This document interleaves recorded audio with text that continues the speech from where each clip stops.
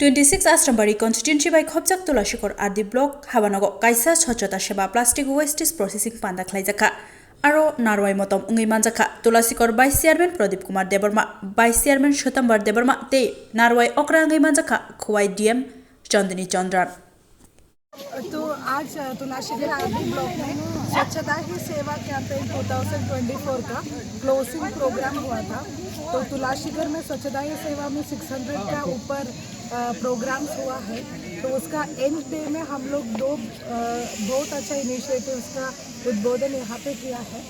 तुलाशीगर में सबसे फर्स्ट त्रिपुरा का ब्लॉक्स में सबसे फर्स्ट प्लास्टिक प्रोसेसिंग यूनिट का शुरुआत यहाँ पे हुआ है और कोई ब्लॉक में आप एक प्लास्टिक प्रोसेसिंग यूनिट नहीं देख सकते हैं। और उसके साथ साथ PRLM SHG DDs का एक संयोग कैंटीन का भी इनाग्रेशन हुआ है। और इस स्वच्छता ही सेवा कैंपेन का टाइम में तुलाशीगर में और ज़्यादा markets door to door waste collection का अंदर लेके आया है।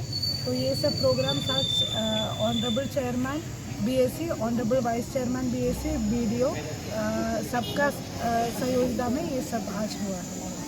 Thank you.